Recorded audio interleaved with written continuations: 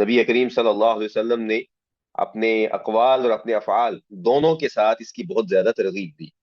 چنانچہ ابو ہریرہ رضی اللہ تعالی عنہ جو ہے اس سے روایت ہے کہ اللہ کے رسول صلی اللہ علیہ وسلم نے ارشاد فرمایا کہ ینزل ربنا تبارک و تعالی كل ليلة إلى السماء الدنيا حين يبقى ثلث الليل الآخر يقول من يدعوني فاستجيب له من يسألني فأعطيه من يستغفرني فأغفر له، کہ اللہ کے رسول صلی اللہ علیہ وسلم فرماتے ہیں کہ ہمارے رب تبارک و تعالی ہر رات آسمان دنیا پر نزول فرماتے ہیں، جیسے کہ اللہ کی شان ہے، اور اس کو ہم حقیقی مانتے ہیں کہ جب رات کا آخری تہائی حصہ، اس کا 1/3 پارٹ باقی رہ جاتا ہے، تو اللہ تعالیٰ فرماتے ہیں کہ کون ہے جو مجھے پکارے تو میں اس کی دعا قبول کروں، کون ہے جو مجھ سے مانگے تو میں اسے عطا کروں، کون ہے جو مجھ سے مغفرت طلب کرے تو میں اسے بخش دوں۔ اور اسی طرح، اور یہ حدیث جو ہے وہ امام بخاری امام مسلم دونوں نے روایت۔ اسی طرح اللہ تعالیٰ نے قرآن مجید میں ارشاد فرمایا کہ تتجافى جنوبهم عن المضاجع يدعون ربهم خوفا وطمعا ومما رزقناهم ينفقون فلا تعلم نفس ما اخفي لهم من قرة اعين جزاء بما كانوا يعملون، کہ جو اہل ایمان ہیں ان کی نشانیاں بیان ہو رہی ہیں کہ ان کے پہلو بستروں سے جدا رہتے ہیں، یعنی کہ وہ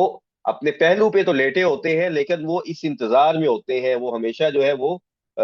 مسلسل اس فکر میں ہوتے ہیں کہ وہ اپنے رب کو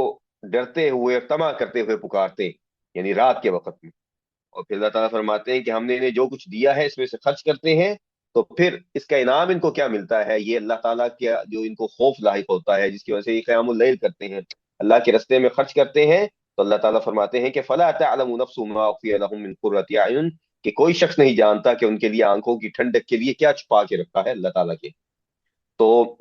اسی طرح نبی کریم صلی اللہ علیہ وسلم جب مدینہ تشریف لائے ہجرت کر کے، تو عبداللہ بن سلام رضی اللہ تعالی عنہ جو یہود کے بڑے علماء میں سے تھے اس وقت، تو انہوں نے اسلام قبول کر لیا، اور کہتے ہیں کہ جب میں نے رسول کریم صلی اللہ علیہ وسلم کے چہرے کو دیکھا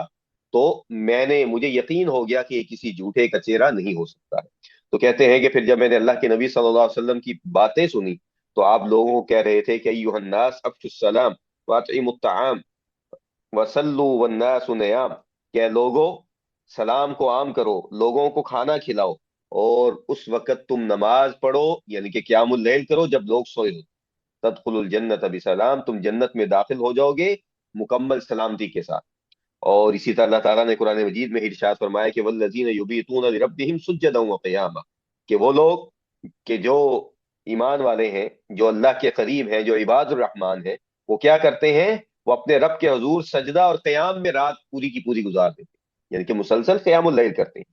اور نبی کریم صلی اللہ علیہ وسلم نے ارشاد فرمایا کہ من قام بعشر آیات لم یکتب من الغافلین، کہ جو شخص رات کی نماز میں یعنی کہ قیام اللیل میں 10 آیات کی تلاوت کرتا ہے تو اسے غافلوں میں نہیں لکھا جاتا ہے، یعنی کہ فرشتے اسے غافلوں میں نہیں لکھتے ہیں، یا اللہ کے ہاں وہ غافل نہیں لکھا جاتا ہے۔ ومن قام بمئۃ آیۃ کتب من القانتین، اور جو 100 آیات کے ساتھ قیام کرتا ہے تو وہ جو ہے وہ قانتین میں لکھا جاتا ہے، یعنی کہ فرما بردار اور جو عبادت گزار لوگ ہیں ان میں لکھ دیا جاتا ہے۔ ومن قام بألف آیۃ کتب من المقنطرین، اور جو 1000 آیات کے ساتھ قیام کرتا ہے تو وہ بہت زیادہ اجر پانے والے اور نیکیاں کرنے والوں میں سے لکھا جاتا ہے۔ تو 1000 آیات کا کیا مطلب ہے کہ کم از کم اس نے سورۃ البقرہ، سورۃ آل عمران، سورۃ النساء، سورۃ المائدہ اور سورۃ الانعام کی تلاوت کی ہے، تو یہ کتنے سپارے بن جاتے ہیں۔ اور یعنی کہ یہ اللہ کے نبی صلی اللہ علیہ وسلم کا عام معمول تھا کہ تقریباً 6 سے 7 سپارے آپ جو ہے وہ قیام اللیل میں تلاوت کیا کرتے تھے۔